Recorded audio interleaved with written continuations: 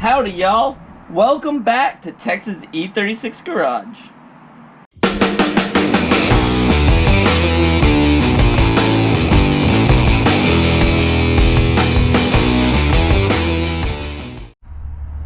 If you can't see, we have a full garage and driveway today. We have the red car that's in the garage, we have the X5 that still isn't running, and now we have the white one that is giving me issues. And it's raining as well. I didn't know that. So it's raining. But I daily drive that right now, while this one I'm trying to still figure out what's wrong with it. And the red M3 we finally got all taken care of last night, so it should be running pretty well. But the white one is giving me trouble today. It won't start now. I'm almost positive it is a battery issue because I can push start it and the starter kind of turns over. Dang, this rain. Kind of turns over a little bit, but it does not actually start. So, see, we'll put the clutch in and make sure it's out of gear. And that's what I get. It wants to start, but I think the battery is super low. So,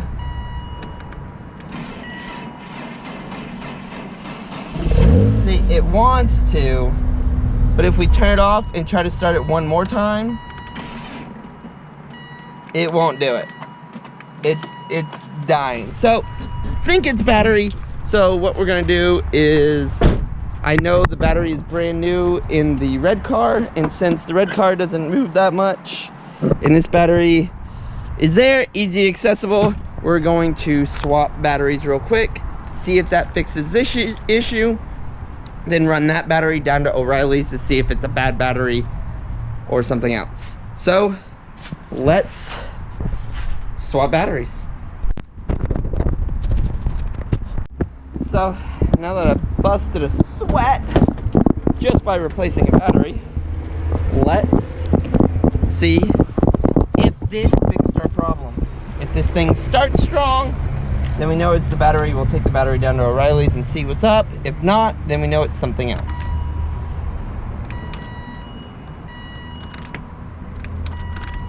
And I got nothing now. Nada. Nothing. Absolutely nothing, guys. So, I don't know what's up now.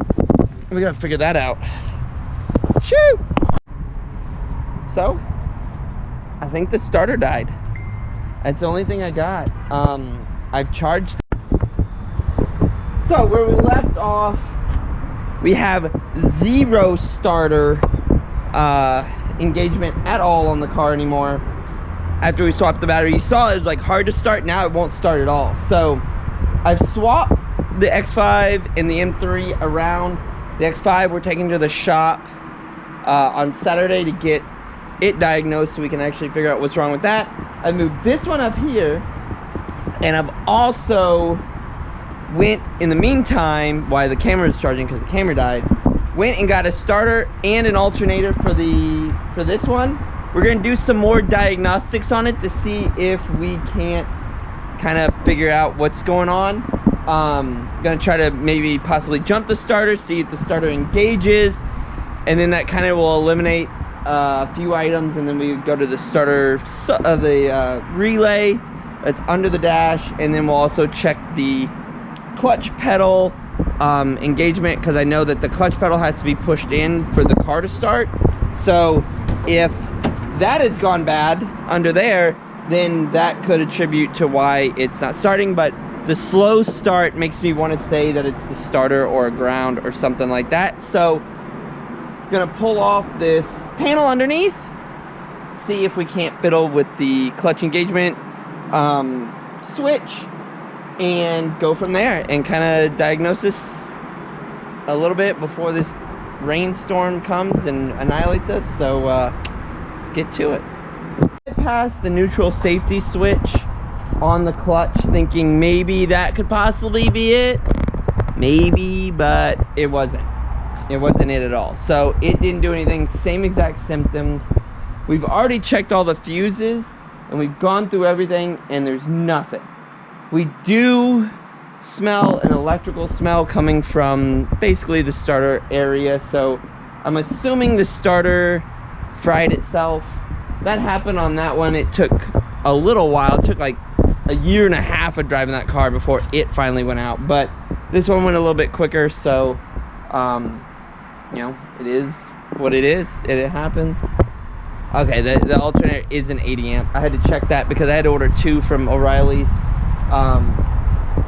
because I couldn't remember what size this is, but it's a track car, so it doesn't need that much amperage, so we'll leave the 80 and do that. So what we need to do now is get the intake manifold off. We did this once when we first bought the car, and now we're doing it again. So just literally the intake stuff comes off, strut tower bar comes off, a few hoses, rink-a-dink stuff, CCV gets unplugged, and boom, it comes off. It's like a 15-minute job ish, and then we'll be able to at least get to the starter and see if it's bad. If we'll jump it and see if it turns over. If not, then we know it's bad. Probably the solenoid on top has gone bad. The starter itself, the motor usually doesn't go bad. It's all the stuff on top. But let's set up and get the intake manifold off. So we have the bar off.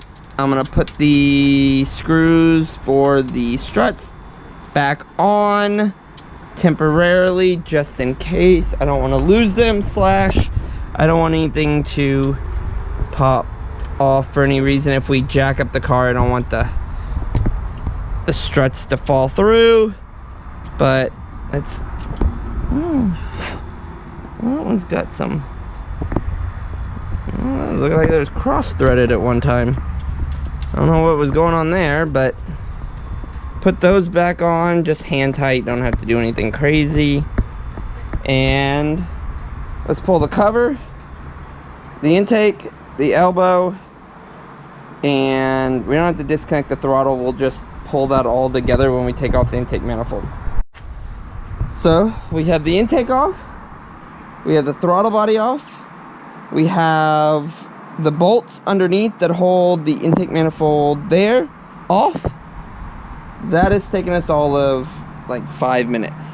So next thing to do is to unplug the fuel rail, unplug the injectors, and unbolt them, lift them up, and kind of move them off to the side for right now, because we're not going to take that fully off. We're just going to bend it up enough to get to our intake manifold bolts. Take those off, unplug the CCV, and the intake manifold will come right off. So let's jump to it, get that off.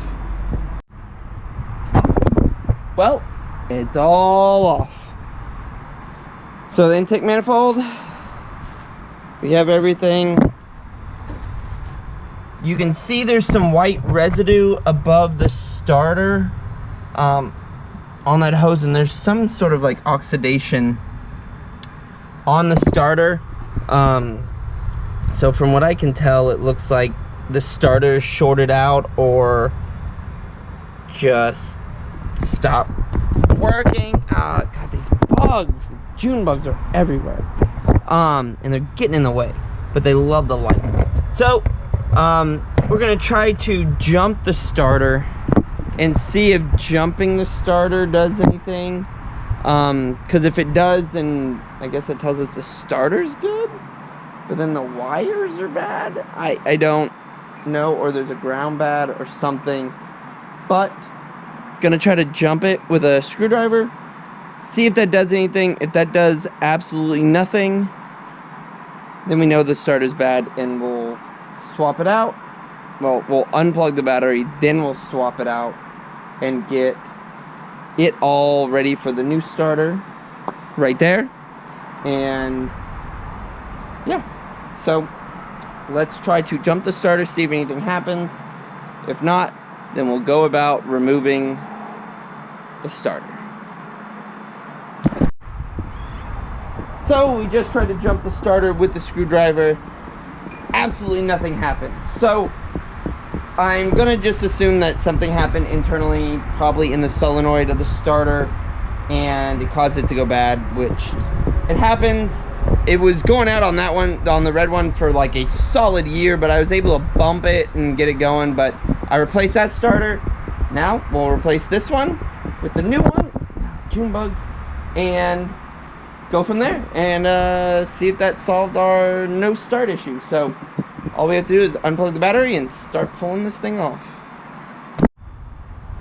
We disconnect the battery, and we have our little special E12 ratcheting sockets, which I had to special order for when we did the starter on that one, so it comes in handy for this one. So we just need to get back there, put this on, and get those bolts loosened up. They're the nice E12s back there.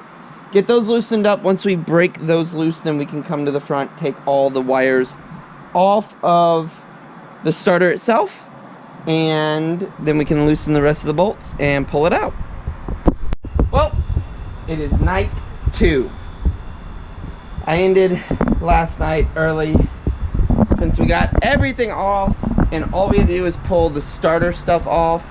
I went in early, turned in, had work today. So now that we're back, it's Friday.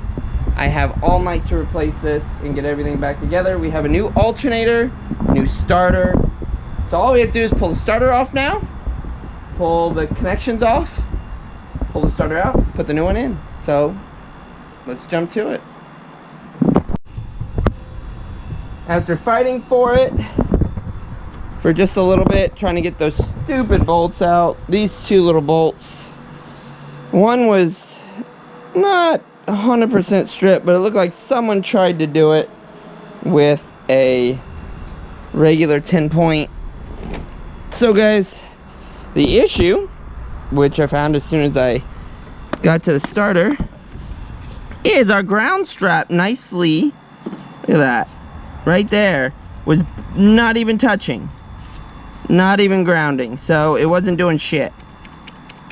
So that was our issue, was the ground strap, I guess fried or whatever happened, but could be repairable. But we get 40 bucks back for that, for the core charge, and we get 40 back for the alternator, but we're gonna do that one after we do this one.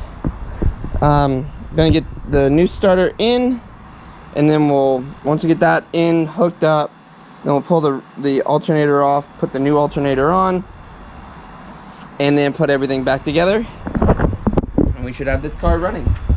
Fingers crossed that's what it actually was, which I think it is, pretty much, from looking at it. That was significantly a bad thing. So get the new starter in and get it all put back together.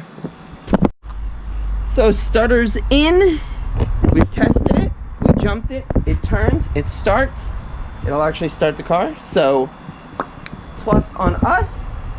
And now it's actually a record. I put that sucker in, had it bolted down in like 8 minutes, so that's actually a pretty good record for me. Now we're gonna pop off the alternator real quick, replace it while we have everything out of the way, and then we'll start putting all the intake manifold back on. We will be back when all of this is together. Should be right. Boom, and it's done, guys. So we have the whole thing back together. It is kind of late, like 11:30, so I'm not gonna start it. I'll start it tomorrow to make sure that it starts and runs. It starts with the key and everything, but we should be golden. We tested the starter, so the starter works and actually, turns over the motor and everything like that. So the alternator should work, is functioning. So I'll see you guys in the morning. For you, this is instant. For me, this is me going to bed. You saw this last night. We finished up the white one late. I actually did start it last night to just make sure it ran. It does. Runs and drives. So we are good on that one. I now have another daily. Now it's time for this thing. So we are headed over to Steve Ola, which is a friend from high school. Friend from high school. He owns a shop. Said he'll diagnose the X5 for us. So that'll be a nice little thing. But we are jumping in the Excursion right now, and gonna go grab the trailer so that we can load that sucker up on the trailer and get it over to the shop. So let's go. So we are loaded up, which is a unusual thing, a Ford towing a BMW, but we are headed off to the shop. So let's get over there and drop this thing off so they can diagnose it. So guys, we're here.